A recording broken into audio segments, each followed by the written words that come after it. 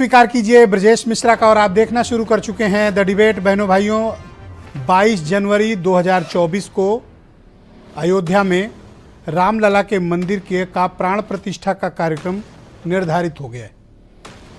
जनवरी 22 को प्रधानमंत्री इसका प्राण प्रतिष्ठा करेंगे और एक भव्य कार्यक्रम आयोजित किया जाएगा। भारतीय जनता पार्टी इस मुद्दे को बहुत धार दे रही है और आने वाले वक्त में, वो विशेष तौर पर ये जब असेंबली इलेक्शंस खत्म हो जाएंगे, लोकसभा के चुनाव के लिए इस मुद्दे को भारतीय जनता पार्टी बहुत व्यापक, बहुत बड़ा और केंद्रीय मुद्दे की तरह प्रस्तुत करने जा रही है।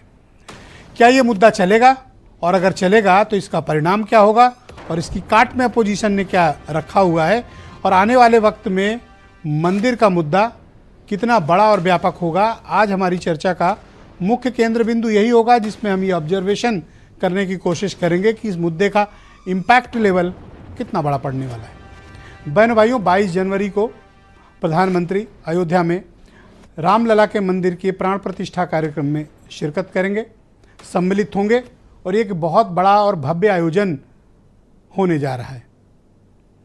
भारतीय जनता पार्टी, जिसने राम मंदिर आंदोलन के पहले दिन से इसके साथ खड़ी रही है, आज जब इसकी सुखद परिणति के रूप में उसको मिल रहा है, तो निश्चित तौर पर भारतीय जनता पार्टी इस मुद्दे का बहुत बड़ा और व्यापक तरीके से इसे उठाने वाली है। यानी रामलला पर बीजेपी की निर्भरता, डिपेंडेंसी बढ़ेगी। तो आने वाले दिनों में ये एक केंद्रीय मुद्दा बनने जा रहा है। हम आज डिबेट में ये समझने की कोशिश करेंगे, ऑब्जर्व करेंगे, एनालिसिस करेंगे कि ये मुद्दा कितना बड़ा होगा। सवाल नंबर 1, कितना व्यापक होगा, यानी किस स्केल पे होगा। सवाल नंबर 2, और तीसरा सवाल है इम्पैक्ट लेवल क्या होगा, इस मुद्दे का इम्पैक्ट क्या होगा। उस इम्पैक्ट का असेसमेंट पॉलिटिकल पार्टीज ने किया या नहीं किया, चौथा सवाल। और पांचवा, परिणाम क्या होगा। इन 5 सवालों के इर्द गिर्द आज की ये डिबेट निर्धारित है और हम इस डिबेट में इसका एनालिसिस करेंगे कि मंदिर आंदोलन से लेकर मंदिर निर्माण तक का जो ये पूरा समय काल है, समय खंड है, कालखंड है, इसने भारत की राजनीति को कितना बदला है, और अब जब मंदिर निर्माण हो गया है, लगभग प्राण प्रतिष्ठा होने जा रही है, इसका इम्पैक्ट अब क्या होगा। क्या इस मुद्दे का इम्पैक्ट हिंदू समाज में राजनीतिक रूप से बीजेपी अपने लिए लाभप्रद कर पाएगी या नहीं। यही वो विषय है जिसका एनालिसिस होना बाकी है। लार्ज स्केल पर हिंदुओं के मन में राम मंदिर निर्माण को लेकर राजनीतिक नजरिया क्या है। क्या वो इस राम मंदिर के निर्माण को भारतीय जनता पार्टी के लिए एक फेवरेबल वोटिंग पैटर्न लेकर आएगी, या फिर वोटिंग पैटर्न का तरीके दूसरे होंगे। इसका उत्तर प्रदेश की राजनीति पे क्या इम्पैक्ट पड़ेगा, और विशेष तौर पर यूपी से भी बाहर निकलें तो ये जो हिंदी पट्टी है नॉर्थ की, इस पर इम्पैक्ट क्या पड़ने वाला है। क्या बीजेपी को ये गेंद देगा, विपक्ष को रोकने की कोशिश करेगा, या विपक्ष जनवरी के बाद इस मुद्दे को खींचकर दूसरे मुद्दों के साथ सम्मिलित करवा देगा। यह निर्भर करेगा कि विपक्ष इस मुद्दे को, बीजेपी के इस अभियान को कैसे हैंडल करता है।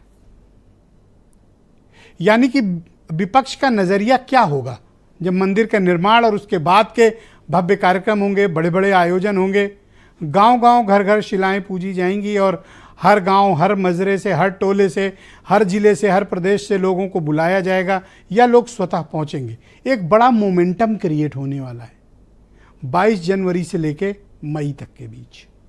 यानी ये वो कालखंड होगा जब भारत में लोकसभा के चुनाव होंगे। लोग बहुत बड़ी तादाद में आएंगे भी। क्या जो लोग श्रद्धालु आएंगे वो राजनीतिक वोटर में कन्वर्ट होंगे। पहले वाला माहौल है क्या, या फिर माहौल अब बदला है। इसका बीजेपी कोई लाभ उठा पाएगी। बीजेपी को लगता है और उसके अनुषांगिक संगठनों को लगता है यस, बिल्कुल हो सकता है और होना भी चाहिए। बीजेपी को लगता भी ऐसा है, उनकी तैयारी भी इसीलिए है। इसीलिए प्राण प्रतिष्ठा और उसके बाद के जो कार्यक्रम हैं वो बहुत बड़े हैं, जिनका अभी फॉर्मल अनाउंसमेंट नहीं हुआ है, लेकिन इतना जरूर बताएगा कि 40 करोड़ लोगों तक इनविटेशन जाएगा। तो आप इसके स्केल का अंदाजा करिए। क्या अपोजिशन को यह अंदाजा है कि जो कुछ भी तैयारी अयोध्या में चल रही है उसका लोकसभा के चुनाव में इंपैक्ट क्या पड़ेगा? क्या इसी बहाने उस आंदोलन की वेव बीजेपी क्रिएट कर पाएगी, या ये जो पिछड़ा, दलित, अल्पसंख्यक, बीजेपी से नाराज वर्ग का वोट है यह अपोजिशन की तरफ कंसोलिडेट होगा? इंडिया अलायंस का क्या होगा? क्योंकि जनवरी के बाद का जो माहौल बनेगा उसका असेसमेंट है इनके पास, कोई फार्मूला है, कोई तैयारी है?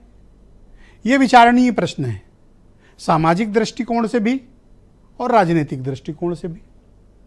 तो कोई भी घटना कारित होने वाली है जिसकी तिथि मुकर्रर हो गई हो और कोई बड़ा आयोजन होने जा रहा हो, तो एक लार्जर जो कम्युनिटी है, बहुसंख्यक समाज है, उस पर इसका पॉलिटिकल इंपैक्ट कितना होगा? बीजेपी को लगता है कि इस बहुसंख्यक वर्ग में भी एक वर्ग है जो उसको वोट नहीं देता है। इसको कैसे उस आंदोलन के जरिए जोड़कर बीजेपी उनके वोट हासिल करे? अपोजिशन कोशिश करेगा कि अयोध्या के मुद्दे पर वो ना गिरे, कोशिश कर भी रहा है। पहले के अपोजिशन और अभी के अपोजिशन में अयोध्या मुद्दे को लेकर वर्टिकल चेंज है, जमीन आसमान का अंतर है। यह अंतर क्यों आया है?